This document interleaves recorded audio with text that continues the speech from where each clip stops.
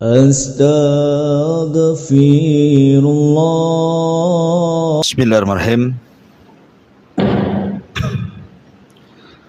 Assalamualaikum warahmatullahi wabarakatuh.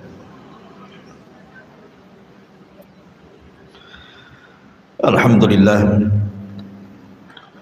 wassalatu wassalamu ala rasulillah wa ala alihi wa sahbihi wa mawalah wa la hawla wa la quwwata illa billahi wa ba'du.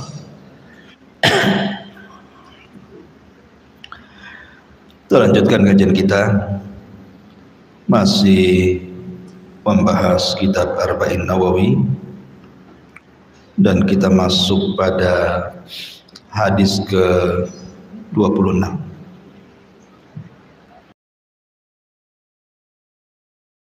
Sallallahu alaihi wasallam, sadaqatun kullu yawmin tatlu'u fihi syamsu ta'dilu bainal itsnaini sadaqatun wa tu'inu lahu 'alaiha mata'ahu sadaqatun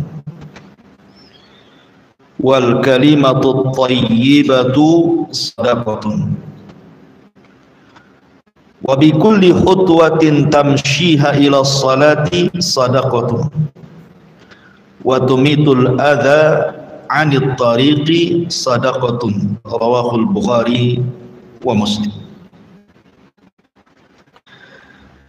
Dari Abu Hurairah radhiyallahu anhu, ia berkata, Nabi sallallahu alaihi wasallam bersabda, setiap persendian dari manusia itu ada sedekahnya pada setiap hari yang matahari terbit padanya, dan berbuat adil ketika mengislah dua orang yang sedang bertengkar adalah sedekah. Kemudian menolong seseorang dalam urusan kendaraannya, membantunya agar bisa menaiki kendaraannya atau mengangkat barang-barangnya ke atas kendaraannya adalah sedekah. Kemudian sebuah ucapan yang indah, yang santun, yang baik adalah sedekah. Kemudian setiap langkah yang kau ayunkan menuju tempat salat juga sedekah.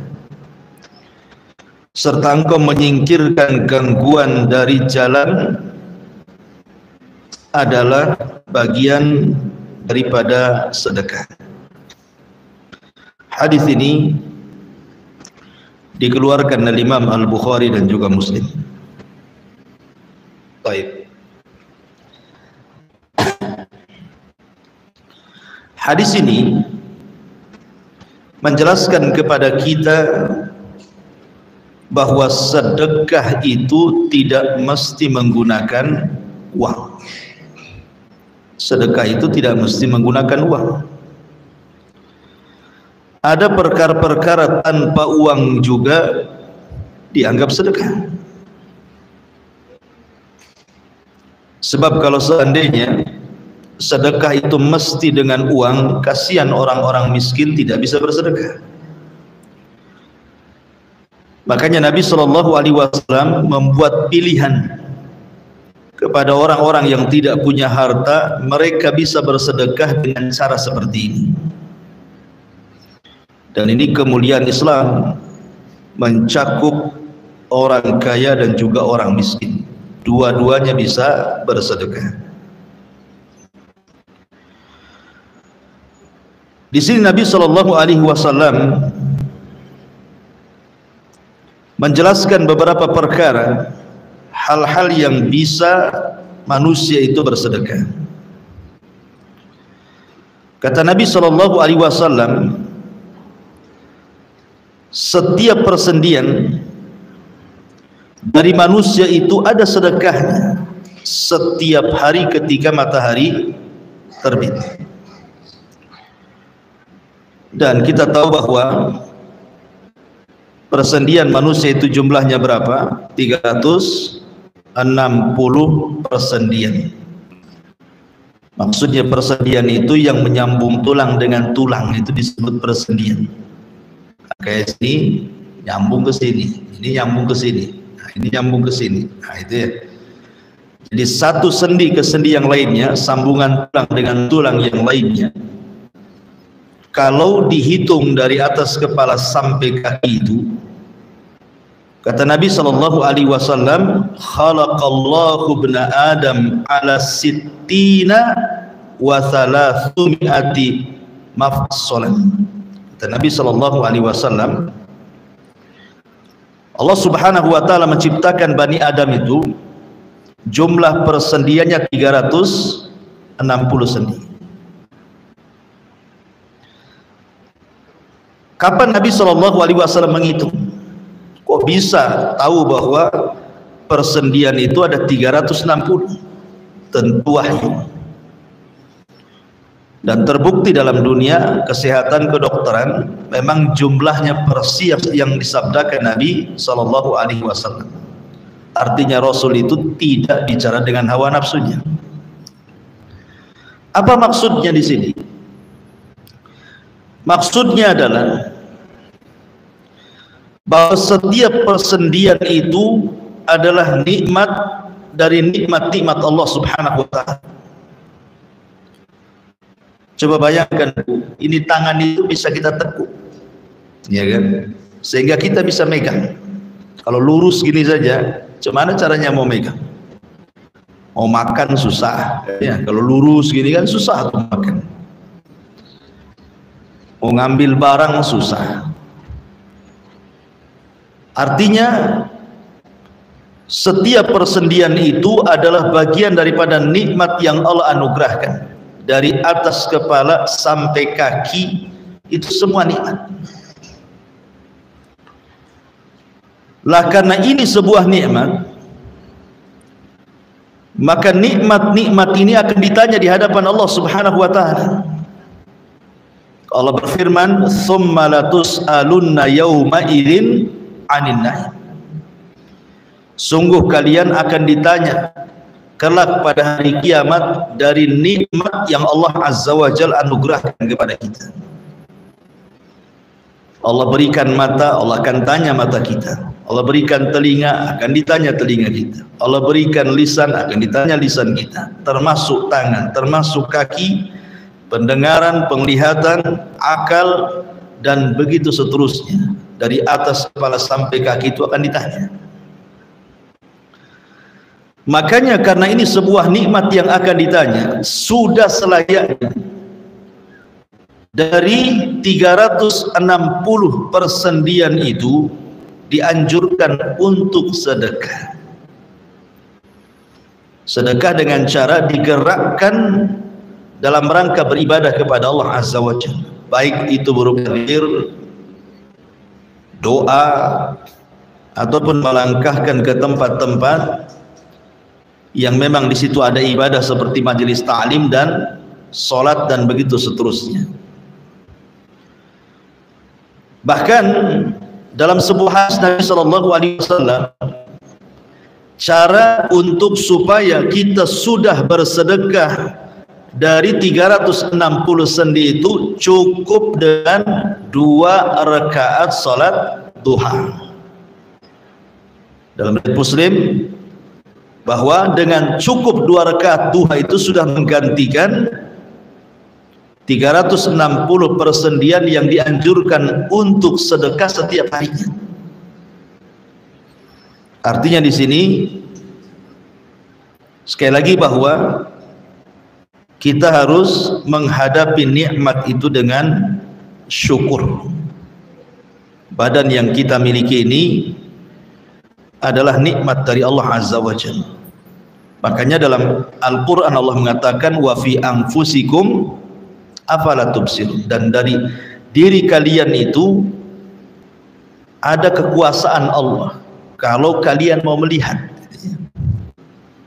Kalau kita mau ngaca gitu ya, dari kepala sampai kaki itu semua nikmat. Bagaimana Allah Subhanahu wa taala letakkan masing-masing anggota badan itu sesuai dengan letaknya. Ya, mata di situ, hidung di situ, telinga di situ, dan begitu seterusnya. Baik. Kemudian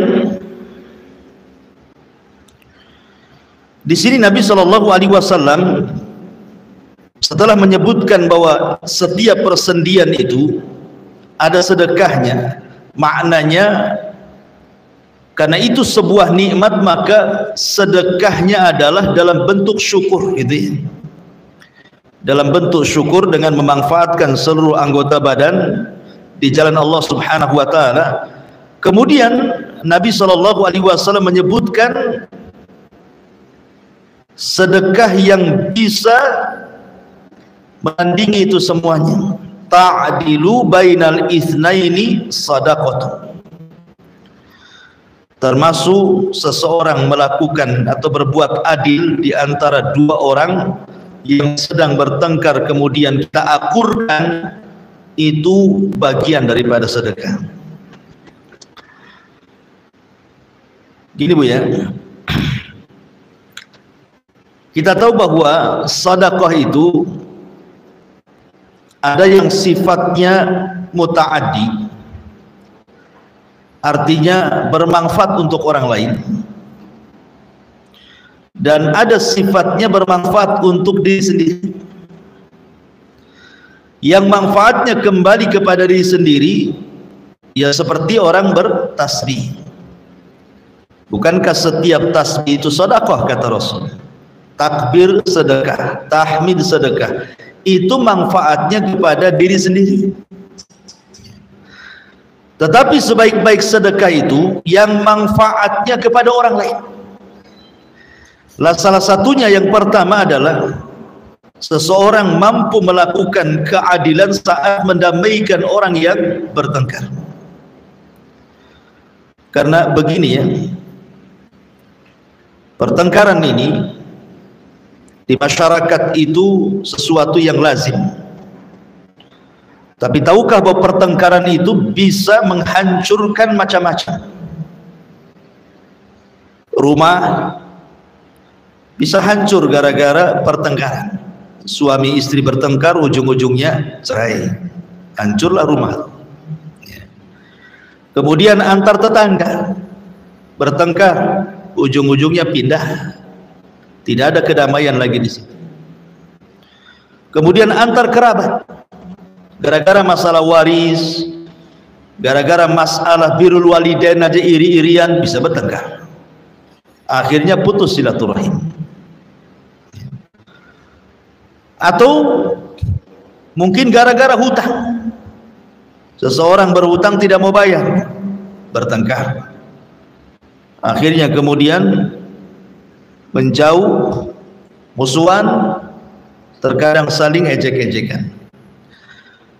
Artinya bahwa pertengkaran itu merusak. Lah ketika ada orang yang hendak mendamaikan, maka orang yang mendamaikan ini adalah orang yang mulia, sangat mulia ketika mendamaikan dua orang yang sedang bertengkar, tiba-tiba akur lagi.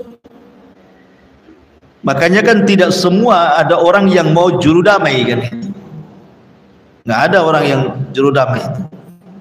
Karena memang resikonya besar. Orang yang juru damai itu bisa dimusuhi oleh salah satunya atau dimusuhi dua-duanya.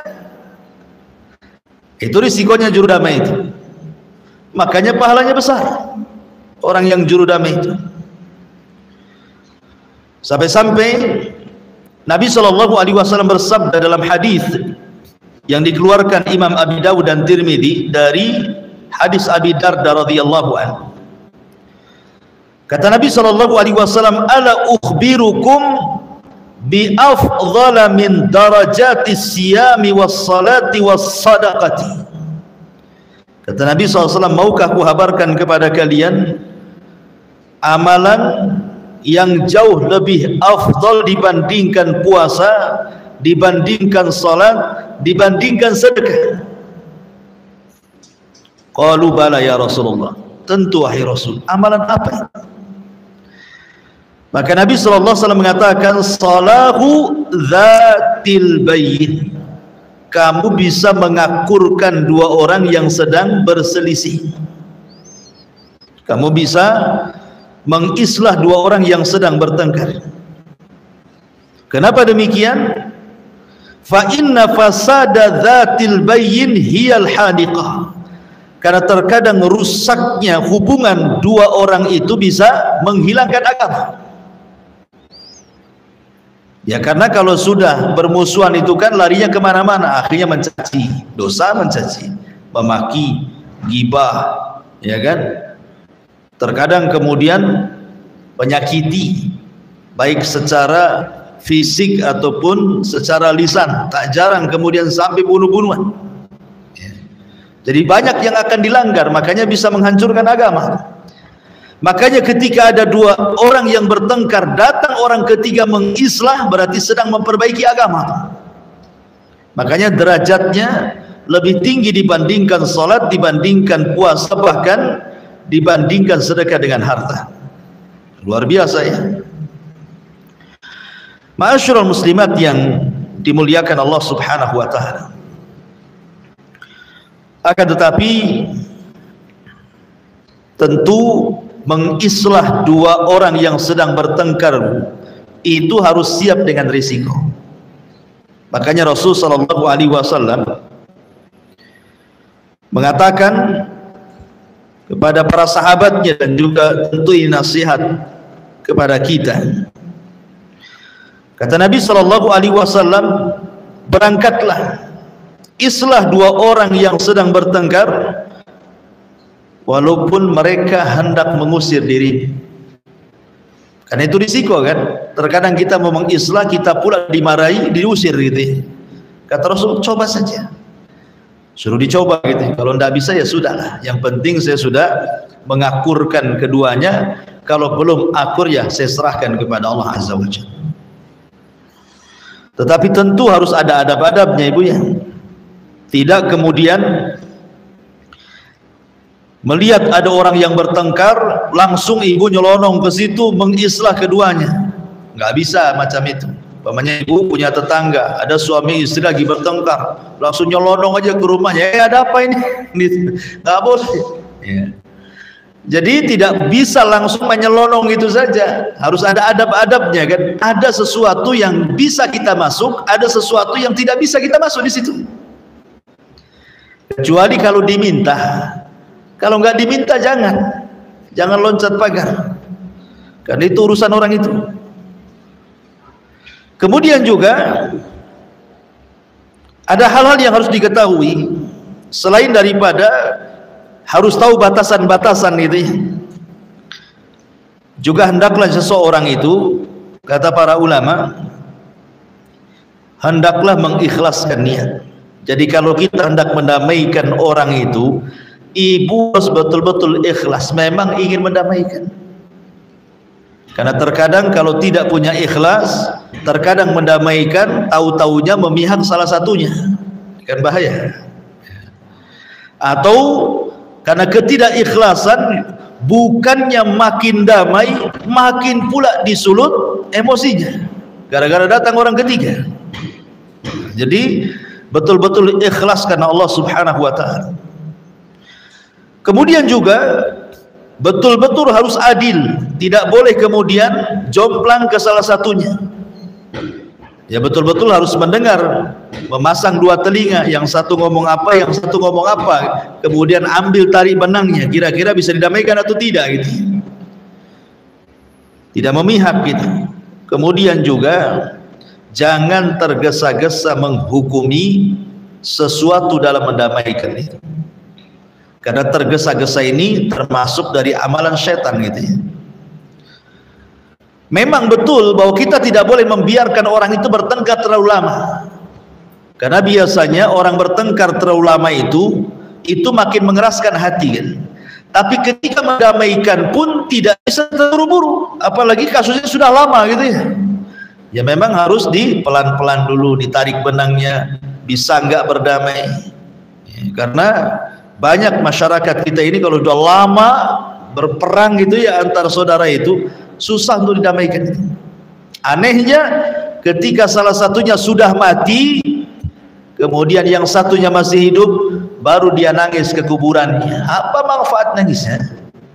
Ketika hidup kalian berpencar, udah mati sibuk pula ziarah kuburnya kan gitu ya. Jadi nggak ada manfaatnya nangis di kuburan. Makanya sering saya katakan bahwa sesungguhnya Allah menurunkan agama itu untuk orang hidup, bukan untuk orang mati. Jadi selama hidup itulah kita berdamai, bukan ketika hidup kita bertengkar, sudah mati sibuk ke kuburan mendoakan dia. Kayak ada anak gitu ya, bertengkar dengan orang tuanya sampai nyakiti orang tuanya.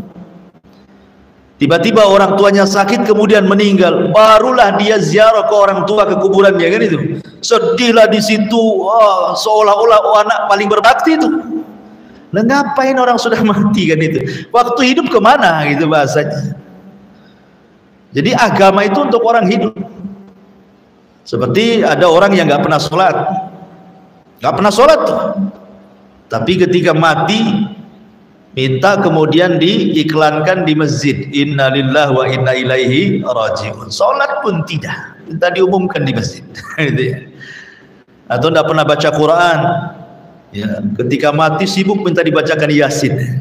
Waktu hidup kemana nggak baca Quran kalian? Jadi hal-hal yang seperti ini harus dipahami. Kemudian juga untuk menambah keberanian ketika kita mendamaikan orang itu, harus tahu bahwa pahala orang kalau bisa sampai mendamaikan itu berarti mendapatkan pahala di atas puasa, sholat dan sedekah. Ya, kalau kita tahu pahalanya kan senang kita jadinya ya mendamaikan itu. Jadi bayangkan pahalanya. Kemudian juga sebab diampuni dosa, diangkat amalan dan begitu seterusnya. Tetapi ibu juga harus paham, kalau memang ibu ini objeknya, artinya ibu itu yang bertengkar, datang orang mendamaikan. Ya, datang ada orang mendamaikan. Hendaklah kita bersyukur masih ada orang ketiga yang mendamaikan. Karena terkadang orang ketiga itu diperlukan, yang bisa mendamaikan itu. Makanya kalau ada orang yang mendamaikan pihak yang bertengkar itu, cobalah buka hati. Nah, boleh jadi orang yang mendamaikan itu membawa solusi. Buka hatinya, buka matanya, buka telinganya. Kemudian dia ingat mati. Sampai kapan gitu ya. Bahkan ada seorang syekh itu bercerita, di suatu ketika dia berkhutbah di masjid tentang masalah silaturahim. Khutbahnya itu tentang masalah silaturahim. Tiba-tiba kemudian setelah khutbah ini ada salah seorang yang menangis. Sudah tua orang ini. Tiba-tiba kemudian ketika syekh selepas sholat Jumat kemudian hendak pulang, dihadang di pintu masjid, tiba-tiba dirangkul kemudian menangis. Kemudian di pojokan lagi ada orang menangis lagi. Rupanya orang ini dengan orang yang di pojok itu adalah dua orang yang bersaudara kandung. Sudah puluhan tahun sholat satu masjid tapi tidak berdamai gara-gara urusan waris. Padahal sholat satu masjid, sering ketemu di situ. Tapi gara-gara waris yang satu di pojok, satu di sini. Tersadarkan dia dengan ceramahnya syekh. Akhirnya kemudian keduanya didamaikan oleh syekh ini, pulang Allah takdirkan salah satunya meninggal. Kemudian yang masih hidup datang kepada syekh, dia menangis sesegukan gitu ya, menyesal gitu. Masa gara-gara harta kemudian harus bertengkar sampai puluhan tahun. Sekarang saudara sudah meninggal, apa nunggu meninggal dulu gitu ya? Ya seperti itu juga ya. Maka hendaklah seseorang itu harus memahami bahwa ketika ada orang mendamaikan, bersyukur, lapang dada, ingat kematian, dan juga berdoa kepada Allah agar jangan sampai dikeraskan hatinya. Ini yang pertama, mengislah di antara orang yang sedang bertengkar. Tapi sekali lagi Bu ya, kalau ibu dimintai pendapat hanya satu pihak saja, jangan memberikan solusi. Pamannya nih, kan berkawan nih di satu pengajian nih, tiba-tiba kemudian ada orang yang surat kepada ibu, Om ada waktu enggak? Ada apa Om? Ini saya ada masalah dengan suami. Kira-kira pendapatnya gimana? Udah cerai aja, cari lagi yang kaya. Banyak duda kaya. Ini ibu ini bukan kompor gas 5 kilo itu sudah yang di atasnya 5 kilo itu. Jangan ngompori orang. Kalau bisa damaikan. Kita kan tidak tahu, karena nggak pernah cerita suami. Kalau satu pihak itu kembali kepada agamamu. Kalau ada orang curhat satu pihak, maka kembalikan kepada agama. Apa kembalikan kepada agama? Bahwa asal cerai itu tidak baik. Maka nasihati, sebaiknya kembali kepada suami. Kembali kepada suami. Walaupun umpamanya kita tahu bahwa suaminya itu kurang ajar gitu kan. Karena kita belum mendengar sebelah pihak kan gitu ya. Baru satu pihak. Kalau hanya mendengar satu pihak, kembalikan kepada hukum asal. Bahwa bercerai itu tidak baik. Nasihati, suruh balik, suruh sabar gitu. Jadi itu yang harus dipahami ketika mendamaikan dua orang yang sedang bertengkar. Kemudian yang selanjutnya kata Nabi sallallahu alaihi wasallam,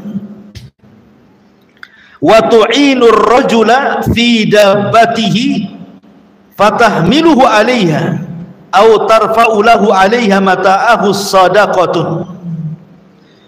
Kemudian kata Nabi sallallahu alaihi wasallam, menolong seseorang dalam urusan kendaraannya, membantu agar bisa menaiki kendaraannya, atau engkau mengangkat barang-barangnya ke atas kendaraannya, kalau itu dilakukan maka itu bagian daripada sedekah. Baik. Masyarul muslimin, muslimat yang dimuliakan Allah Subhanahu wa taala. Bicara tentang ihsan kepada manusia, berbuat baik kepada manusia, ini kan bagian kecil gambaran. Contoh gitu ya. Bukan berarti contohnya ini saja, tidak. Ini sebagai contoh. Kalau seandainya ada orang minta bantuan, entah tetangga mau pindah rumah, ya kan, mungkin tidak ada yang ngangkat barang, ibu langsung datang bantu. Atau ada tetangga yang sakit, ibu punya kendaraan dan tidak sedang kemana-mana, apa salahnya? Ayo saya antar. Itu maksudnya. Atau umpamanya ada orang yang sedang berjalan di jalan itu, kawan umpamanya nampak dia rumahnya jauh, ya ikut saya saya antar, walaupun mungkin berlainan arah gitu, tidak apa-apa antar, ada masalah apa, kan itu sebagai sedekah sebenarnya. Cuman masalahnya kalau tidak dikenal, ya tidak dikenal, kata Syekh Utsaimin rahimahullahu taala, maka dilihat. Kalau tidak kenal ya. Kalau seandainya kita menganggap itu sebuah penipuan atau kejahatan, yang sekarang kan diantara trik-trik kejahatan kan begitu ya, di jalan raya nyotop-nyotop orang gitu ya, tahu-tahu dia rampok pula atau penjahat pula. Kalau memang insting kita ke situ takut, ya, maka tidak perlu ditolong. Tapi kalau seandainya feeling kita memang dia membutuhkan, bahkan kalau seandainya sampai membahayakan nyawa dia, kita berdosa kalau tidak menolong. Kayak di zaman dulu, atau di zaman dulu itu kan perjalanan di padang pasir gitu ya, kalau tidak ditolong makanya bisa kausan mati itu, contohnya seperti itu ya. Maka kalau sampai mencelakakan dirinya kemudian kita tidak menolongnya, maka berdosa kita. Tapi kalau tidak sampai mencelakakan, ya mungkin yang lain juga adalah yang lewat situ, tidak ada masalah ya. Karena juga di zaman sekarang apalagi Batam ini kiri kanan rumahnya hampir semua jalan itu terang gitu ya.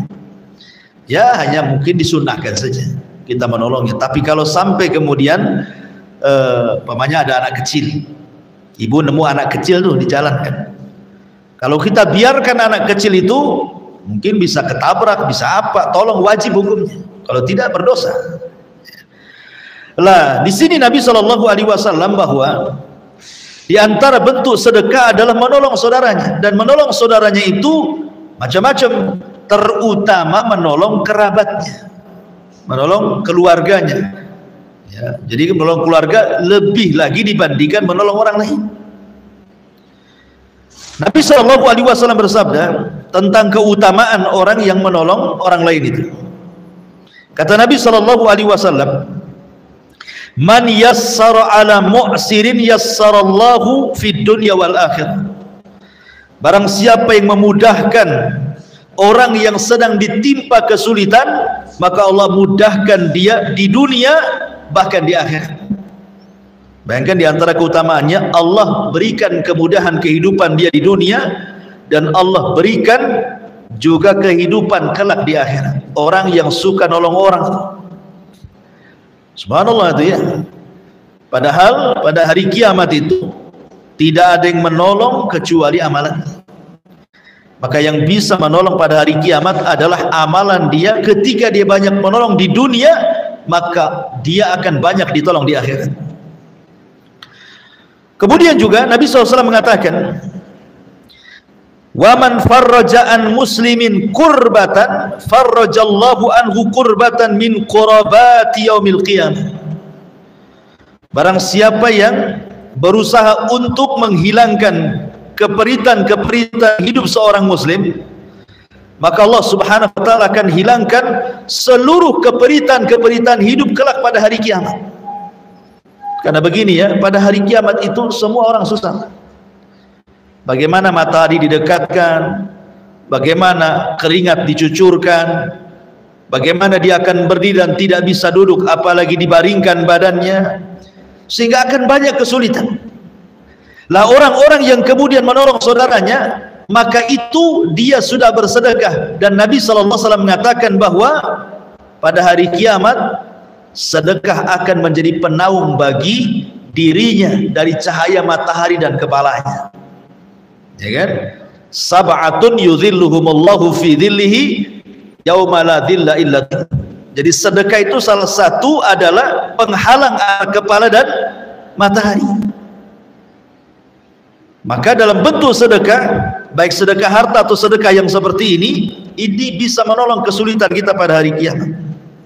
Bahkan lebih daripada itu, Bu, Nabi SAW mengatakan, "Sanaiul ma'ruf taqi masari asu." Orang yang suka menolong orang lain itu, maka dia akan diberikan hadiah kalau meninggal husnul khatimah. Ya, taqi masari asu, akan menghilangkan kesulitan-kesulitan saat sakaratul maut, gitu maksudnya. Dan ini keutamaan yang luar biasa. Kemudian juga di antara keutamaannya, Nabi SAW pernah ditanya, "Ayyul a'mali ahabbu ilallah?" Rasul, amalan apa sih yang paling dicintai Allah Subhanahu wa taala? Maka Nabi SAW mengatakan, "Ahabbun nas ilallahi anfa'uhum linnas."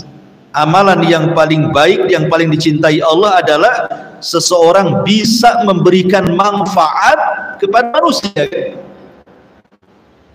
Kalau seandainya kita tidak bisa lah ya, artinya mau nolong nggak ada tenaga, mau ngasih duit tidak ada duit, ya. Pokoknya tidak bisa, dengan tenaga tidak bisa, dengan uang juga memang tidak ada uang, ya. Kalaupun tidak bisa dengan itu semuanya, minimalnya dengan lisan, ya, dengan lisan supaya meringankan kesusahannya. Jadi ucapan-ucapan yang masuk ke dalam hatinya itu menyenangkan hatinya, gitu maksudnya. Karena terkadang ada orang itu disenangkan dengan lisan orang. Karena tabiat manusia itu, Bu, orang akan senang kepada kita ini karena kita suka berbuat baik sama orang itu. Itu tabiat manusia itu. Orang akan senang kepada orang yang berbuat baik kepada dia. Tabiat manusia siapapun. Makanya kenapa Nabi SAW membuat kaidah di sini. Sebenarnya kemudian ketika kita hendak dicintai manusia, tidak perlu dengan cara menjilat dan yang semacamnya, cukup berbuat baik kepada dia saja, lama-lama dia suka dengan kita tuh. Karena ini kaidah agama. Yang melembutkan hati manusia kan bukan uang. Yang melembutkan hati manusia itu Allah. Wa allafa baina qulubihim law anfaqta ma fil ardi jami'an ma allafta baina qulubihim. Yang melembutkan hati orang itu adalah Allah. Kalau kau infakkan semua hartamu untuk melembutkan hatinya, tidak mungkin bisa. Karena hati manusia itu dilembutkan oleh Allah Azza wa Jalla. Ketika kita mengikuti saran-saran Allah dan Rasulnya, maka itu salah satu bentuk kelembutan, membuka kelembutan hati manusia.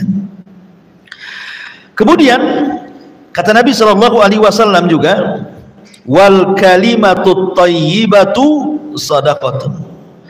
Dan kalimat yang santun, kalimat yang baik itu sedekah. Karena begini,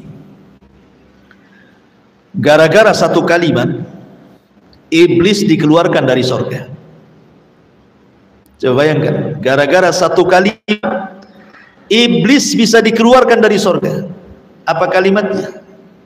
Dia mengatakan kepada Allah Subhanahu wa taala ketika dia disuruh untuk sujud kepada Adam, apa kalimatnya?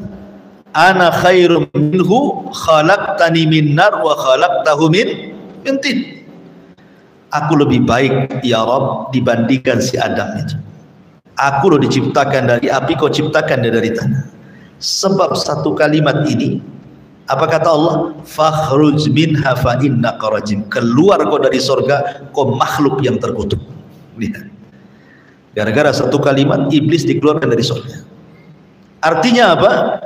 Artinya ucapan ini bisa membahayakan. Ya, ucapan manusia bisa membahayakan. Gara-gara satu kalimat orang bisa dibunuh. Gara-gara satu kalimat hilang silaturahim, yang ada putus silaturahim.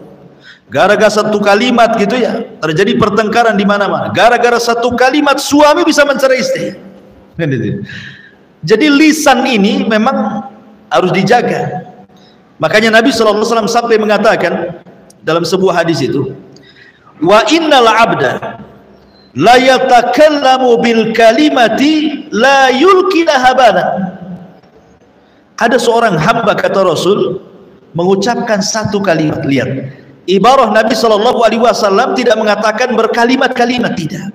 Terkadang ada seorang hamba mengucapkan satu kalimat, tapi satu kalimat ini mengandung kemurkaan Allah, diucapkan tanpa sadar. Bayangkan, diucapkan tanpa sadar, satu kalimat ini mengandung kekufuran, mengandung kemurkaan Allah. Apa kata Rasul? Yahwi sahibuha fi nari jahannam ab'ad ma bainal masyriqi wal maghrib. Cukup bagi dia ditenggelamkan ke dalam jahanam yang dalamnya lebih jauh dibandingkan jarak antara barat dan timur. Gara-gara satu kalimat. Ya. Makanya Aisyah radhiyallahu anha pernah ditegur gara-gara satu kalimat. Kan? Aisyah radhiyallahu anha itu sebenarnya tidak ngomong, tidak, dia tidak mengucapkan, dia hanya mengisyaratkan, saya ini tinggi gitu ya, Sofia itu pendek gitu. Hanya gitu saja, tidak ngomong, hanya pakai tangan saja gini-gini. Tapi Rasul paham bahwa Aisyah hendak mengatakan Sofia itu pendek, itu satu kalimat, cuman pakai isyarat. Dan bagi Nabi SAW ini bagian daripada ghibah. Makanya Nabi SAW mengatakan, ya Aisyah, laqad qulti kalimatan law muzizat bihal bahru lamazazathu. Wahai Aisyah, engkau sudah mengucapkan satu kalimat, kata Rasulullah, yang kalau seandainya dilempar ke dalam air lautan cukup mencemari itu satu dunia lautan. Saking buruknya ucapan ghibah itu, sampai bisa mencemari semua air lautan. Padahal sampah satu kota Batam belum tentu mencemari lautan. Satu kalimat ghibah bisa mencemari lautan, menunjukkan bahwa ghibah itu lebih busuk dibandingkan sampah satu kota Batam, gitu maksudnya. Lah di sini bagaimana Nabi SAW ingin mengingatkan kepada kita, karena begini, kalimat yang baik itu ada dua macam.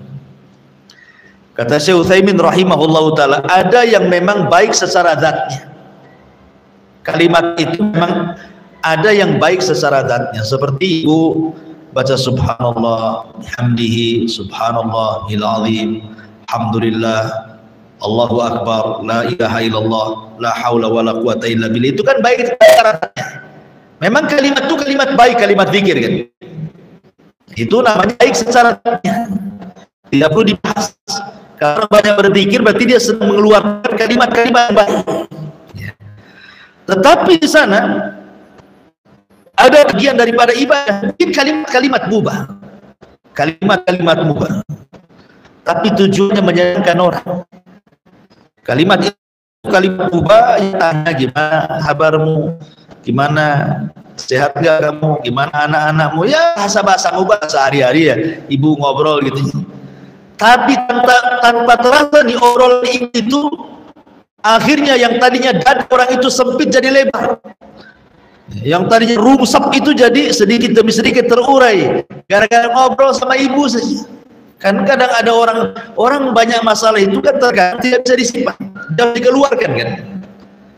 Ibu ini sebagai pendengar setia kadang-kadang itu sudah bisa plong karena orang ini ingin mengeluarkan tetapi tidak dikeluarkan. Gak mungkin lah dia ngobrol sama tiang di sini, dan harus ada lawannya kan. Kadang-kadang cukup mendengarkan, kadang-kadang mungkin nimpalin, yang sabar ya cuman gitu sih kalimatnya. Tapi itu sudah masuk ke dalam hati, itu sudah enak tuh, ikut simpati namanya. Nah, itu juga itu dikatakan kalimatut thayyibah, itu kalimat yang baik. Tapi saya sarankan Bu, kalau ada orang yang curhat sama ibu harus minta izin dulu sama dia. Bapaknya ada orang, ada waktu enggak saya ingin curhat. Ibu harus tanya dulu, ini curhat ini masalah aib atau bukan? Masalah aib atau bukan? Kalau masalah aib saya tidak mau dengar. Kemudian dipaksa, nggak apa-apa loh, tolong saya bapaknya. Nah, tolong saya izinkan, saya minta izin, boleh nggak saya dengar? Ya, harus minta izin tuh. Ya, jangan main tarik-tarik. Ada waktu ngomong-ngomong, nggak gitu. Ya. Jadi tetap harus minta izin. Maaf, ini kan karena yang mau diceritakan masalah suami, masalah ini kan nggak bagus sebenarnya. Saya nggak boleh mendengar, saya kan bukan siapa-siapa. Saya minta izin dulu. Ya, harus minta izin dulu ya. Boleh nggak saya dengar? Kalau nggak dengar, nggak boleh nggak boleh saya dengar. Tapi sebisa mungkin ibu harus menghindar sebenarnya. Kalau memang dia mau menceritakan aib dirinya atau orang lain, sebenarnya harus menghindar.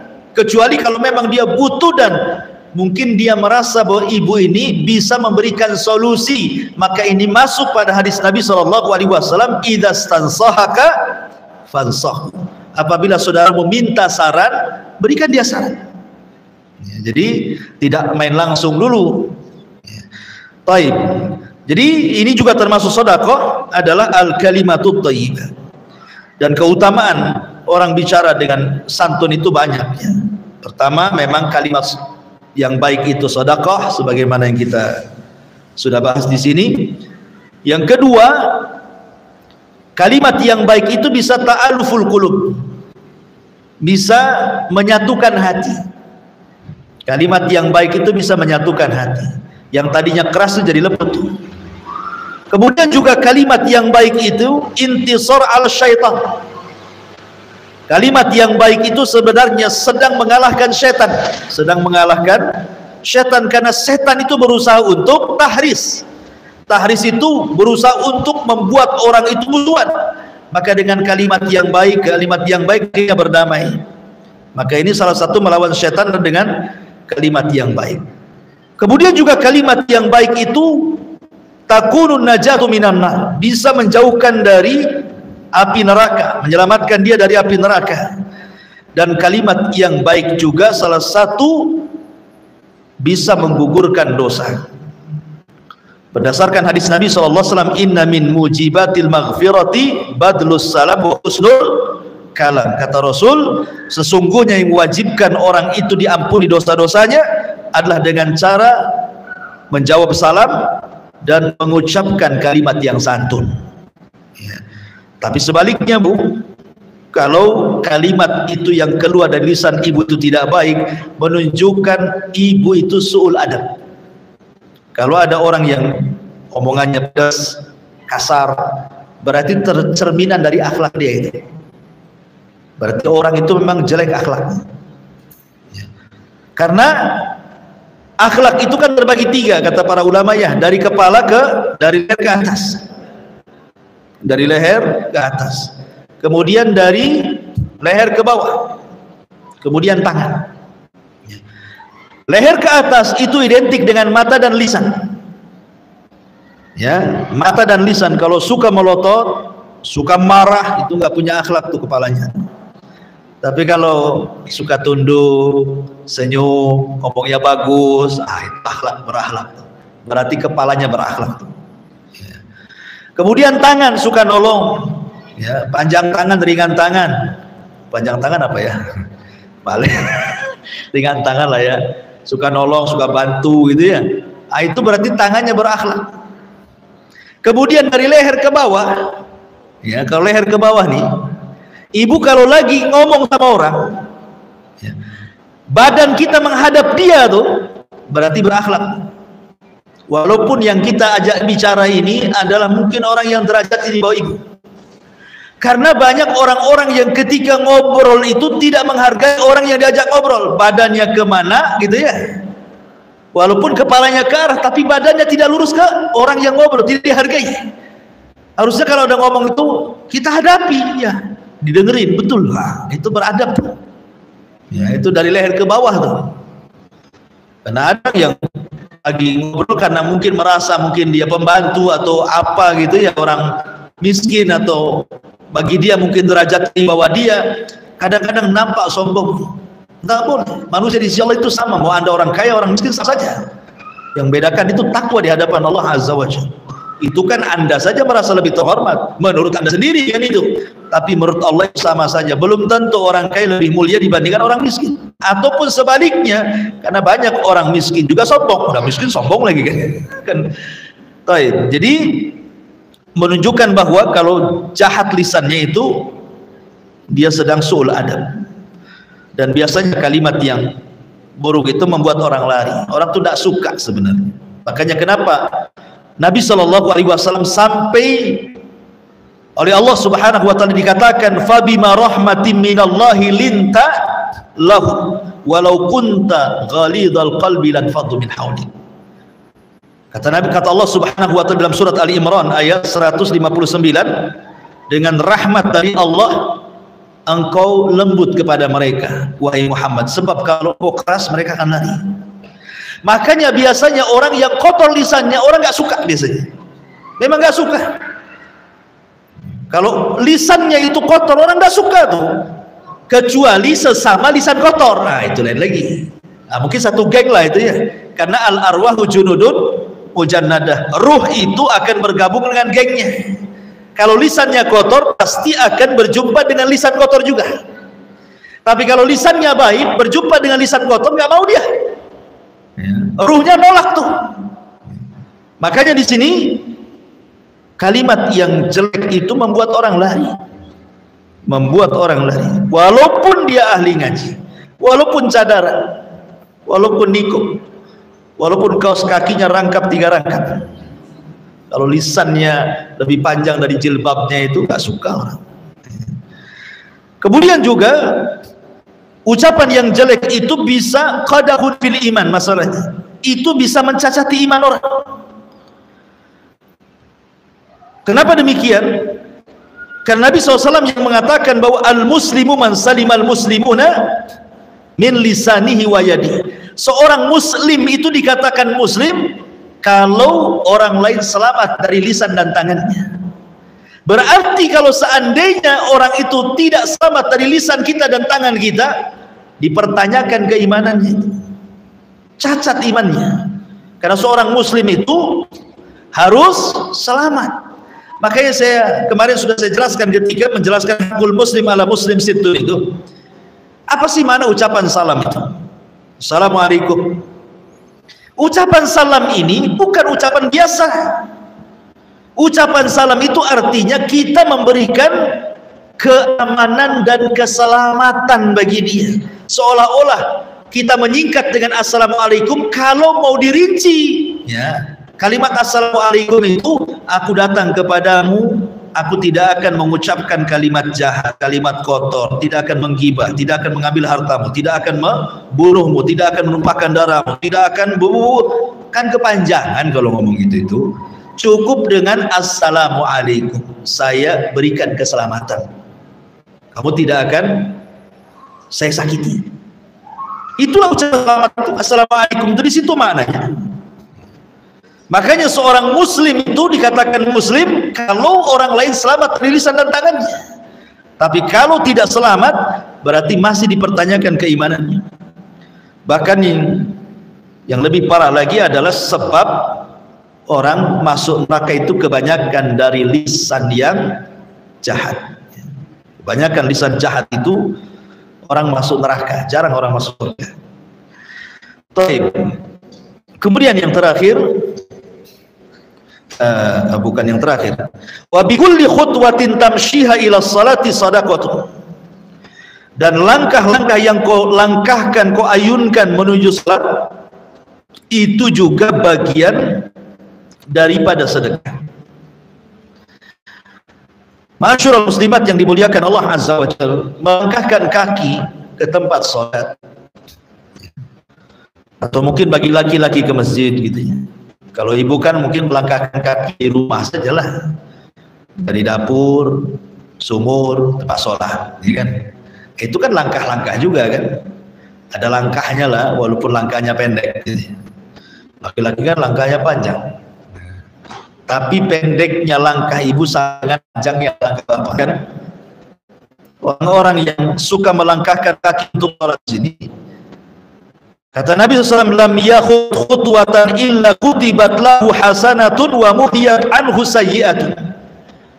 Jadi setiap langkah orang yang menuju sholat itu, satu langkah mengangkat derajat, satu langkah menghapus kesalahan. Jadi langkah yang pertama dihapus kesalahan, kemudian langkah yang kedua dicatat kebaikan, diangkat derajatnya. Coba bayangkan berapa langkah. Makanya dahulu ada sebuah kisah, ada seorang rajulun minal ansar, seorang laki-laki dari kalangan Ansar, itu rumahnya jauh dari masjid. Anak orang Ansar ini jauh dari masjid.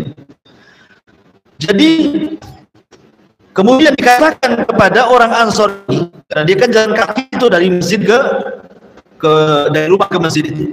Jadi ada orang yang ingin menolong. Bagaimana kalau seandainya ishtaraitu khimara, aku belikan kau kendaraan berupa keledai, kau bisa naik keledai rumah ke masjid. Itulah dulu orang dulu. Orang dulu itu luar biasa. Isi tidurnya masih enak kan. Ini dibuat pula gunung. Jadi kalau mobil itu di tengah-tengah dia nggak bisa jalan tuh, jadi timbangan jadinya. Ya, jadi itu dosa sosial tuh, jangan dilakukan. Ya kalaupun harus karena ada maslahat, mungkin ada sekolah, ada apa, ya kan? Takut orang kencang-kencang di situ.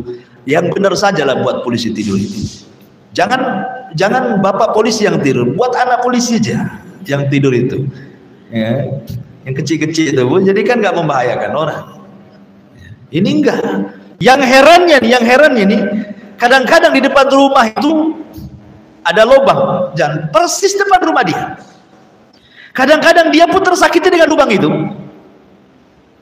Kadang-kadang tersakiti dengan lubang itu, sudah tahu depan rumah dia. Apalah salahnya kan, beli pasir ke atau ambil tanah, tutuplah lubang itu. Dia sendiri tersakiti, apalagi orang yang jalan di situ, nyantai saja di situ kan gitu ya. Padahal kalau dia tahu amalan membuang hal-hal yang bisa membahayakan itu besar sekali. Walaupun ini serendah-rendahnya iman.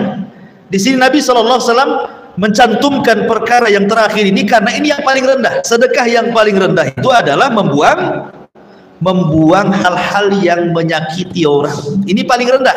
Menunjukkan sebelum-sebelumnya lebih tinggi lagi. Makanya letakkan di belakang. Rasul letakkan di belakang karena ini yang paling rendah dalilnya. Karena Rasul SAW mengatakan seafdal-afdalnya iman itu la ilaha illallah, serendah-rendahnya adalah imatatul adhani anit thariq, membuang hal-hal yang bisa membahayakan manusia dari jalan. Ini serendah-rendahnya iman, tapi lihat pahalanya luar biasa gitu ya. Jangan lihat rendahnya imannya. Makanya kenapa seorang ulama namanya Rabi bin Khaitham yang 40 tahun tidak pernah meninggalkan takbiratul ihram. Rabi bin Khaitham ini, itu kalau dari rumah ke masjid pandangannya selalu ke bawah, pandangannya selalu ke bawah.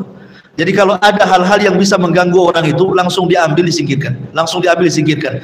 Kadang dia mengucapkan ketika dia mengambil, ya Allah, kalau memang ini ada pahalanya, aku kirimkan kepada orang tuaku yang sudah meninggal. Rabi bin Khaitham sampai seperti itu. Ya, ini semua bicara tentang sedekah di luar daripada sedekah harta. Taib, wallahu alam, ini yang bisa sampaikan. Tapi sebelum saya tutup, silakan kalau ada yang bertanya. Assalamualaikum Ustaz. Waalaikumsalam. Dari hadis yang berhubungan tadi, yang termasuk zakat tadi, mendamaikan orang bertengkar, membantu orang lain menaikkan barang keuangan, ucapan yang baik, siap makan menjadi masjid, yang kelima menyingkirkan gangguan di jalan. Anak akan tanyakan poin yang ketiga, yaitu ucapan yang baik. Tadi Ustaz ada singgung masalah hubungan antara teman. Di sini anak-anak Ustaz, ketika kita mendapatkan sosok teman yang memang akhlaknya kurang baik, ya Ustaz. Hari pertama dia datang, dia curhat, kita mendengarkan apa yang dia bicarakan, keluh kesahnya baik dengan suaminya maupun keluh kesahnya tentang keuangan ekonomi. Hari-hari berlalu terus demikian sampai masa ya si anak 5 tahun yang betul-betul dengan orang yang seperti itu. Ternyata kita melihat memang akhlak buruk yang didapatkan ya seperti itu, walaupun sudah pergi kajian, dia tidak bisa mengubah akhlaknya. Terus ketika kita mengingatkan dengan secara baik, dia tidak paham bahasa kita, Ustaz. Ternyata jika kita sekali dengan kasar, dia paham, Ustaz. Ya, contohnya begini, Ustaz. Ketika dia mau bercerita panjang, langsung kita stop. Dia sudah pulang, dia pulang. Malah kita yang lagi bicarakan. Nah, dengan itu orang yang lebih paham, Ustaz. Dia langsung menghentikan kata-katanya dan dia pulang. Yang anak tanyakan, Ustaz, bolehkah kita bersikap demikian? Sebab ketika kita menasihatkan kata-kata yang baik dengan hadis yang Ustaz sampaikan, maksudnya kasar di situ meninggikan. Yang tadi itu Ustaz, meninggikan kata-katanya dengan kata yang bukan menyebut kalimat kotor kan? Iya. Oke. Iya, alhamdulillah. Harus dibedakan ya, kalau kasar dengan tegas itu beda. Itu kan tegas, ya, dengan cara mengkat atau meninggikan suara gitu ya kan. Ya kadang itu kan teori menasihati. Teori menasihati, asal jangan keluar kalimat-kalimat yang kalimat itu berbau dosa, seperti kata-kata binatang atau kata-kata yang dianggap kasar gitu ya, atau yang menyinggung. Ya kalau hanya tegas saja, memang orang ini tidak bisa. Kan ada orang itu yang diajak ngobrol terus muter dulu ke Batam Center, ke Tiban, baru ke Batu Haji. Kan ada muter-muter dulu baru ke situ. Intinya ke situ sebenarnya. Cuman karena takut menyinggung perasaan jadi muter-muter dulu dia. Ya. Tapi ada orang yang diajak putar-putar makin pusing dia. Berarti harus to the point saja dia. Ada orang seperti itu ya. Ya kan lihat karakter orang, kembali ke lihat karakter orang. Yang jelas niat kita baik dan kita berusaha menahan tidak mengeluarkan kata kotor. Hanya mungkin dengan cara seperti itu dia bisa sadar, ya insya Allah tidak ada masalah selama tidak mengeluarkan kata-kata. Karena kata-kata itu kan ada, kata-kata itu ada 4 macam. Ya, kata-kata itu ada 4 macam. Pertama, kata-kata itu ada yang betul-betul memang semua kebaikan dari awal sampai akhir semua baik. Khairun mahad namanya, semua baik. Yang kedua syarrun mahad, semua jahat. Kemudian yang ketiga campuran syarrun wa khairun. Dalam omongannya kadang-kadang baik, kadang-kadang diselipkan pula kata-kata kotor, kata-kata jahat. Ya. Kemudian yang ketiga tidak, yang keempat ya tidak ada kebaikannya, tidak ada kejahatannya, ya kata-kata mubah. Semua akan ditanya di hadapan Allah. kecuali kata-kata mubah. Kalau buruk semuanya, kemudian baik semuanya, kemudian campur aduk antara buruk dan yang baik, semua akan ditanya. Yang tidak akan dihisab itu kata-kata mubah, walaupun tetap dicatat oleh malaikat raqib dan atid, tapi tidak dihisab. Jadi seorang muslim itu makanya kan ketika memberikan nasihat itu kan lihat, jangan sampai nasihat di depan orang, sehingga akhirnya niatnya memberikan nasihat ternyata mempermalukan. Jangan di hadapan orang. Niatnya sih bagus, nasihati, tapi ujung-ujungnya membongkar aib dan mempermalukan kan? Tidak boleh. Kemudian yang kedua, ketika kita menasihati orang itu kayak kita bercermin, Bu. Muka kita ada di cermin, berarti ketika kita nasihati orang itu seolah-olah nasihati diri sendiri gitu maksudnya. Jangan merasa kita lebih baik daripada dia gitu. Anggap saja ketika kita nasihati itu nasihati kepada diri sendiri. Kalau itu kaidah yang kita pakai, nah, tentu kita tidak akan merasa bahwa kita lebih baik, kan? Karena ketika menasihati orang itu sama dengan menasihati kita dalam cermin gitu. Berarti baliklah diri sendiri. Kemudian juga memilih waktu, memilih kata, kosakata dan begitu seterusnya, karena kata Abdullah ibn Mas'ud radhiyallahu anhu, hati manusia itu ada ikbalnya, ada idbarnya. Ada ikbalnya, ada suatu ketika mudah dia mendapatkan nasihat, ada suatu ketika itu sulit mendapatkan nasihat. Hati manusia itu kadang-kadang seperti itu. Kadang lagi seneng, enak, ngomong apa saja nggak peduli. Ada lagi rungsep, ngomong apa saja masuk ke perasaan, sakit hati. Iya. Jadi ada waktu-waktunya iqbal dan idbar. Carilah waktu-waktu ketika dia iqbal hatinya, ketika dia menerima nasihat, disitulah. Sehingga diperlukan memilih waktu, memilih tempat, memilih kosakata, gitu ya. Kemudian dimukodimahi dengan apa dulu supaya senang dia, gitu. Ajak makan bakso dulu, baru sudah kenyang, baru ngomong, bapaknya kan itu. Karena dia suka bakso, bapaknya. Atau ajak kemana dulu, jalan dulu ke Barelang sana. Nah, sampai di sana dihajar gitu. Maksudnya cari tempat, cari waktu, cari kata itu karena ada sisi-sisi kelemahan hati itu. Nah, waktu sisi kelemahan dari nasihatnya. Ya, ini kan teori-teori yang disebutkan para ulama. Memang kenyataannya berat nasihati orang. Makanya kenapa pahalanya lebih besar dibandingkan sholat, puasa dan sedekah. Ya, nasihati orang itu. Karena berat gitu. Dan itu amalan yang paling mulia. Dakwah, mendakwai orang itu amalan yang paling mulia. Sampai-sampai Rasul mengatakan, wa man ahsanu qaulan mimman da'a ilallah. Siapa lagi ucapan yang lebih indah dibandingkan orang yang mengajak manusia ke dalam agama Allah? Nggak ada lagi. Itu yang paling tinggi itu. Makanya nasihati orang kan ngajak orang ke agama supaya dia baik, supaya dia berubah kan gitu. Makanya risikonya berat, kadang-kadang dimusuhi, kadang-kadang kita pula dihujat, kadang-kadang kita pula dimusuhi dan begitu seterusnya. Ya saya kira tidak masalah kalau hanya tegas saja. Tegas saja. Udah sekali-kali dilembuti gitu ya. Habis dimarahi kasih duit gitu. Senang dia. Gak apa-apa, mari terus saja lah biar dapat duit. Allah. Iya.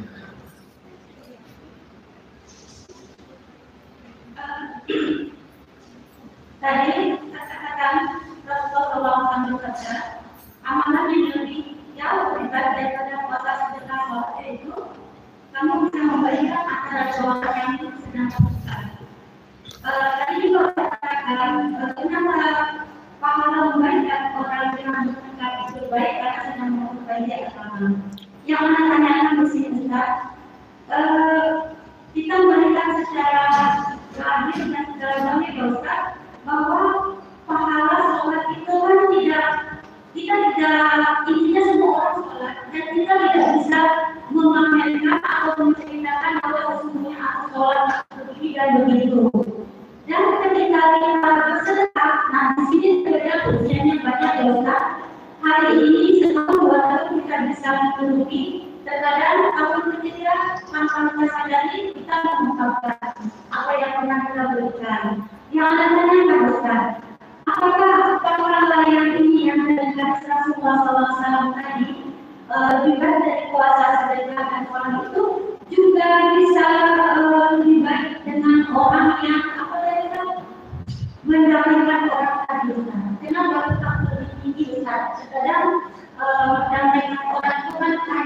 hal yang biasa kita karena dalam hadis sholat itu kan amalan yang luar biasa dan maksud di sini sholat sunnah ya, puasa sunnah, sholat sunnah, sedekah sunnah ya. Kalau yang wajib ya tidak bisa diimbangi lah. Ya. Maksud di sini kalau yang sholat wajib ya tidak bisa diimbangi dengan seperti ini. Maksudnya puasa sunnah, sholat sunnah, sedekah sunnah. Karena itu kan kembali, kenapa demikian? Karena hal-hal yang sifatnya ubudiyah itu kembali kepada orang yang mengerjakan. Kepada orang yang mengerjakan. Tapi kalau kita mendamaikan orang, itu sifatnya mutaaddi.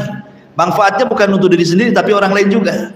Tapi kalau sholat itu manfaatnya hanya untuk pribadi kita saja. Sholat sunnah, puasa sunnah, sedekah sunnah kan kembali ke kita. Tapi kalau memperbaiki orang lain itu kembali ke kita dan orang itu. Makanya ada kasus ya, Imam Syafi'i rahimahullah ta'ala, ketika dia bermalam di rumah Imam Ahmad Ibn Hanbal, muridnya, Imam Syafi'i tidak sholat malam. Sampai-sampai kemudian kata putrinya Imam Ahmad, masa seorang imam besar dia meninggalkan qiyamul lail, kok tidur terus? Harusnya kan seorang alim itu harus ya nampak sholat gitu ya sepanjang malam. Jadi tanyakan kepada Imam Syafi'i, apa jawaban Imam Syafi'i? Semalam saya tidak sholat itu, bukan saya tidur. Saya memikirkan satu hadis dan saya bisa mengeluarkan dari satu hadis itu 100 faedah. Apa itu hadis? Hadis tentang cerita Abu Umair yang punya burung namanya Nughair itu. Rasul mengatakan, ya Aba Umair ma fa'alan Nughair. Wahai Aba Umair, apa yang dilakukan? Bagaimana kondisi burung Nughair, burung pipit yang dipelihara mati itu ya. Jadi nangislah si Abu Umair. Mana anak-anak itu kalau kehilangan, dia lebih sedih kehilangan mainannya ya dibandingkan orang lain gitu ya. Kalau sudah tua mungkin pasangannya. Kalau anak-anak kan tengoklah kalau mainannya. Ya saya itu ada anak niswa itu sampai bola-bolanya diambil kucing, nangis guling-guling. Kucingnya tidak boleh ngambil. Ya kan? Karena memang anak-anak seperti itu kan, kalau mainannya hilang tuh kayak sedih banget. Jadi Rasul datang kepada Abu Umair itu yang belum balik, ya Abu Umair ma fa'alan Nughair. Dengan ada apa Abu Umair kata, dicandai sama Nabi. Ada apa Abu Umair? Gimana kondisi burungmu? Kata mati Rasul gitu. Cekik dia itu keinjak namanya anak-anak itu. Hadisnya cuma segitu, sekutit itu hadisnya. Tapi Imam Bukhari bisa mengeluarkan 100 faedah dari hadis ini. Dia tidak tidur ya. Artinya bahwa ketika dia menggali ilmu untuk disampaikan kepada orang, itu lebih baik dibandingkan sholat malam sampai dari Aisyah sampai subuh gitu ya. Kenapa? Karena manfaat menyampaikan ilmu itu kepada orang untuk diri dan orang lain lagi. Tapi kalau sholat kan manfaatnya untuk diri sendiri. Sama dengan mendamaikan orang, itu kan dakwah juga tuh. Manfaatnya bagi orang lain, makanya lebih baik ya. Kalau sedekah sunnah, sholat sunnah atau puasa sunnah kan kembali ke diri sendiri. Itu maksudnya ya. Ya. Allah ya. Waalaikumsalam.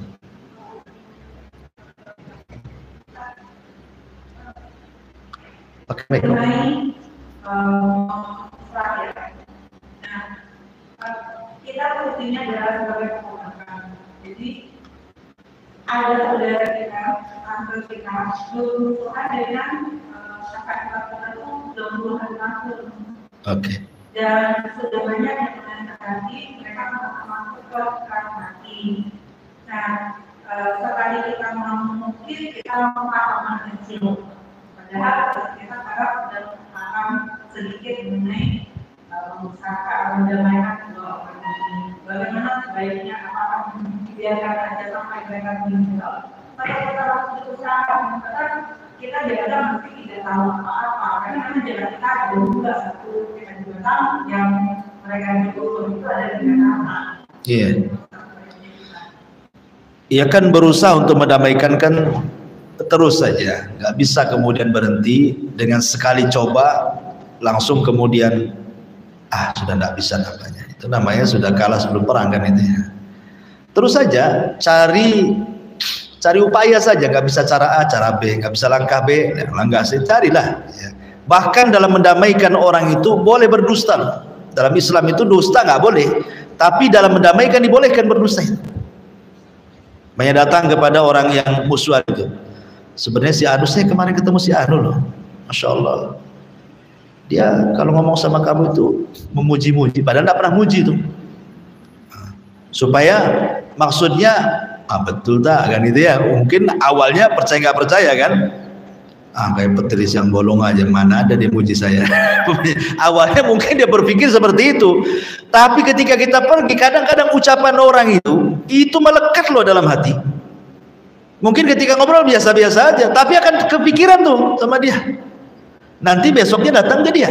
Nah, terkadang harus dibohongi seperti itu. Boleh bohong ketika mendamaikan orang, tapi jangan sampai bohong itu kebablasan. Maksudnya dalam mendamaikan saja, jangan sampai kemudian keluar daripada itu. Tetapi kalau memang belum bisa didamaikan, ya harus tarik ulur lah. Masa kita harus memaksa? Kan tidak bisa juga maksa orang, ayo damai sekarang. Kayak anak-anak ya enak aja ditarik, salaman kamu kan gitu ya. Nanti anaknya salaman, orang tuanya tak salaman sampai mati. Ya. Kan ada tuh anak tetangga dengan tetangga kan, gara-gara anak bermasalah tuh tetangga tuh. Anaknya suruh salaman anaknya, main lagi dia. Ibunya dengan ibunya ini nggak pernah akur sampai pindah rumah. Yang satu ke Batam Center, yang satu ke Barelang, nggak ketemu. Padahal anak sudah akur kan. Apalagi yang bertengkar ini orang tua ya. Pamannya merasa bahwa yang bertengkar ini paman-paman atau bibi-bibi yang usianya jauh kan itu ya. Nah, itu perlu pendekatan yang ekstra karena kan sama dengan mendamaikan orang tua. Itu harus dilembutkan hatinya. Apalagi orang tua awam ya.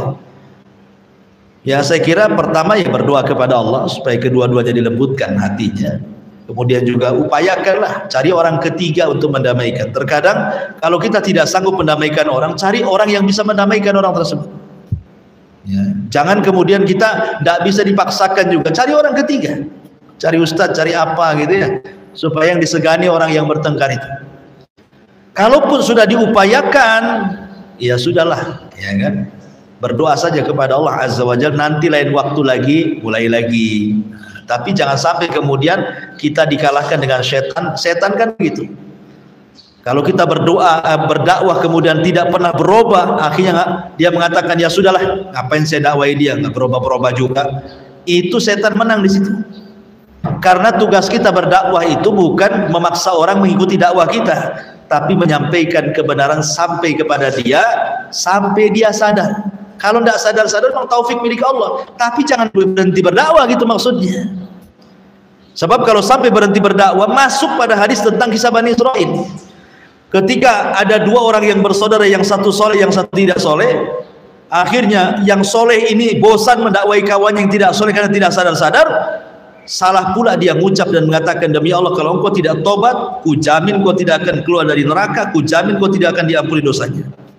Padahal dua kalimat ini kalimat takdir. Jangan ngomong seperti itu. Sorga dan neraka itu milik Allah. Kita tidak berhak mengatakan ku jamin kau tidak akan keluar dari neraka. Loh, neraka ini milik Allah. Kita bisa jamin pula.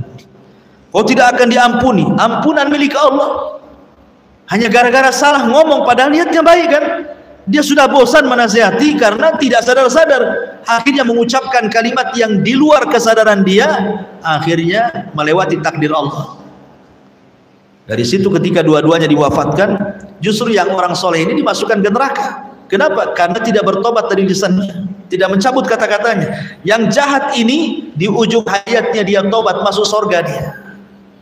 Itu menunjukkan ampunan milik Allah.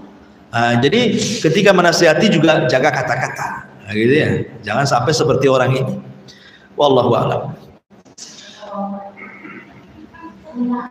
Iya. Kalau sudah kalau sudah itu sudah sama kamu, itu sudah dibongkar sama itu jadi tidak sembunyi lagi. Maksudnya orang awalnya sembunyi-sembunyi.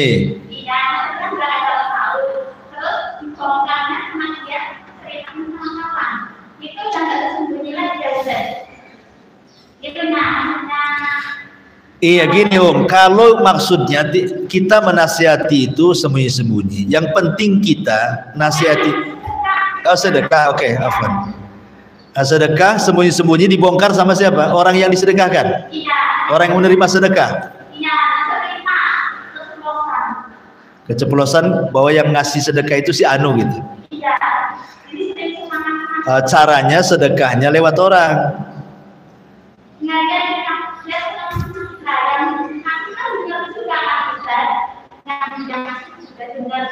Maksudnya dia diceritakan kepada orang itu muji atau ngenyek gitu bahasanya ya. Iya, maksudnya ketika orang membongkar sedekah itu memuji atau menjelek-jelekan. Ah, di sedekahnya itu sedikit kali, kaya-kaya sedikit itu kan jelekin namanya ya. Memuji. Ya kalau memuji ada apa-apa, karena kan yang membongkar bukan orang yang bersedekah. Kalau seandainya ada pujian karena sedekahnya, maka itu kata Rasul busyrul ajil, tilka busyrul ajil, itulah kabar gembira yang didahulukan di dunia sebelum akhirat. Ya, kalau ada orang memuji karena amalan kita, berarti itu kabar gembira yang Allah segerakan di bumi sebelum di akhirat. Nah, tapi perlu jaga hati. Seperti ibu ini naik haji, tidak ada kepikiran ingin dipanggil Bu Haja tuh, sama sekali. Ya. Tapi karena orang tahu ibu haji, akhirnya pulang aja, kemana Bu Haja? Padahal ibu tidak mau dipanggil itu. Berarti panggilan itu bukan ria, bukan karena ingin dipanggil Haja, tidak.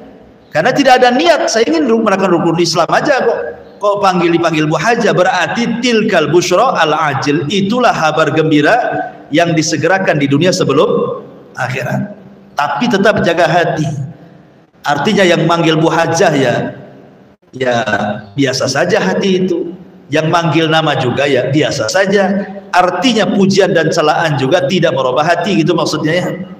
Karena kalau kelamaan dipanggil Bu Haja, sekali dipanggil namanya langsung gak mau nengok dia. Ya, nah itu sudah bukan kabar gembira yang disegerakan lagi, itu sudah kemasukan virus riya namanya. Ya nggak apa-apa sih pujian. Makanya kalau memang yang dibongkar, cara sedekahnya gantilah, titipkan sama orang, jangan kasih tahu, ya kan? Atau selipkan di pintu rumahnya, dimasukkan itu, hamba Allah gitu ya. Ya.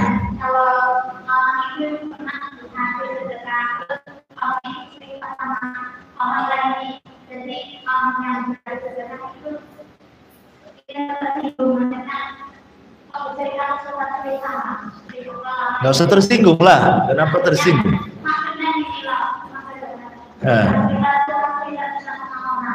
Bukan, bagi orang yang bersedekah, kalau seandainya sedekahnya dibongkar dan bongkarnya itu baik-baik saja, tidak ada masalah, ya cukup nasihati. Datang ke orang itu, janganlah jangan kasih tahu orang saya sedekah sama gitu ya. Ya kalau dia mengatakan nggak apa-apa, bukan orang baik gitu, pamannya begitu, ya sudah biarin aja, apalagi asal jaga hati saja. Kecuali kalau seandainya jelek, banyak disedekah ini ngomel-ngomel, gaji besar suaminya sedekah 10.000 gitu kan. Itu dah orang-orang nggak bersyukur, udah dikasih masih ngomel kan, nah itu udah jelek tuh prestasinya, ya udah nggak bagus. Tapi kalau pujian, masya Allah dia baik tuh, masya Allah, nggak masalah. Apa masalahnya? Bukan sesuatu yang dosa. Kalau memang ada yang memuji dia lantaran sedekahnya, tapi jangan over ketika ada pujian kemudian besar kepala gitu. Makin ditambah lagi, biar dia cerita lagi, tambah lagi cerita lagi. Nah, itu namanya promosi gitu. Wallahu a'lam. Oke. Ada saudara yang sudah tahun bulan deposito di bank. Oke. Bagaimana hukumnya menurut Islam, dan kalau itu tidak baik, bagaimana cara nasihat kita? Deposit di bank, riba ya. Ya uang riba di bank itu harus diambil. Uang riba di bank itu harus diambil. Jangan sampai tidak diambil. Kemudian setelah diambil diapakan? Setelah ambil boleh kita disedekahkan kepada fakir miskin, tak masalah. Uang riba itu boleh diberikan kepada fakir miskin, atau kepada jalan-jalan, atau kepada solokan, jembatan, tak masalah. Tapi niatnya bukan niat sedekah. Ingat ya, niatnya takhallus, ingin melepaskan uang sial. Jadi kita dapat pahala itu dari niat ingin melepaskan riba, bukan dari sedekah. Boleh umpamanya ada saudara, ada tetangga punya utang, pakai uang riba aja, bayar pakai uang riba ini, ya. Atau ada orang sakit tetangga, gak punya biaya, nggak apa-apa. Ulama bolehkan, tidak ada masalah. Walaupun ada yang membatasi uang riba itu hanya diperbolehkan untuk yang sifatnya dihinakan saja, jalan, jembatan dan yang lainnya. Tidak, bisa untuk fuqara orang sakit. Tapi sekali lagi niatnya bukan untuk sedekah, tapi niatnya takhallus, melepaskan diri dari riba. Di situ letak pahalanya. Melepaskan dari uang sial, kasihkan orang. Wallahu a'lam. Iya. Tuh belakang tuh. Nah, kasih mic-nya ke belakang.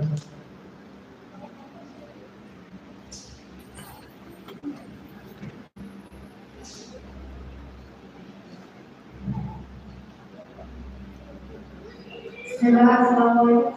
Waalaikumsalam. Mengenai pria ya, saya mau menanyakan, jika orang soleh terus ada bisikan berarti tanpa jadi akan nanti kalau itu sebenarnya ada bisikan hati. Bisikannya berupa apa tadi? Oh gitu. Oh iya, senanglah kalau dipuji orang itu ya. Berarti perlu meluruskan niat supaya balik itu pahalanya. Pamanya gini, awalnya ikhlas Bu. Awalnya ikhlas. Sudah dikasihkan ke orang, terbentik riya karena dipuji. Itu pahalanya hilang. Tapi pahala bisa kembali kalau diluruskan lagi niatnya. Luruskan lagi niatnya supaya pahala sedekahnya balik gitu maksudnya. Tapi kalau terus ria, hilanglah itu pahalanya. Tapi sekali lagi dengan catatan pada awal sedekah dia ikhlas. Tapi kalau dari awal sedekah dia ria, ya nggak dapat apa-apa. Ya kan?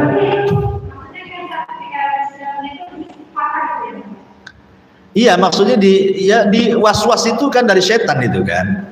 Ya kita ta'awud saja kepada Allah. Ya Allah, ini nggak benar ini. Yang penting kan awal sedekah niatnya ikhlas, itu yang penting. Kalau di tengah kemudian ria, namanya manusia terkadang kan dengan pujian-pujian itu besar kepala. Itu hilangkan rianya supaya pahalanya balik gitu maksudnya ya. Tapi kalau dari awal sudah ria, yang dapat apa-apa walaupun di tengahnya ikhlas. Ini sholat nih, lillah, Allah. Udah 2 rakaat nih, ya kan? Datang ustaz sebelahnya, dilamain aja sholatnya. Biar ditengokin ustaz di sholat saya lama. Di akhir sholat, astagfirullahaladzim, ini ria nggak boleh. Diterima sholatnya. Kenapa? Karena dia bisa mengalahkan rianya. Ya. Kemudian 2, lillah, sholat, ria sampai akhir ria tidak diterima. Yang ketiga, dari awal memang ria. Saya ingin contohkan nih. Umpamanya ini ibu-ibu lagi datang nih mau apa? Majelis taklim di sini. Kemudian satu orang tahiyatul masjid lama sekali itu sampai selesai ngaji baru selesai. Banyak kan? Itu niatnya memang ria tuh kan. Dari ria ya itu dari awal pun walaupun akhirnya diikhlaskan pun tidak diterima karena lihat awalnya. Innamal a'malu binniyah. Lihat niat awalnya itu yang menentukan amal itu. Jadi kalau seandainya ibu tadi sedekah ikhlas, kemudian setelah disedekahkan kok muncul ria karena ada pujian orang, hilangkan perasaan itu, waswas dari setan itu. Ya bisikan seperti itu, nggak benar ini, nggak benar. Ya. Wallahu a'lam. Ya saya kira cukup. Mudah-mudahan ada manfaatnya. Subhanaka bihamdika, asyhadu an la ilaha illa anta, astaghfiruka wa atubu ilaik.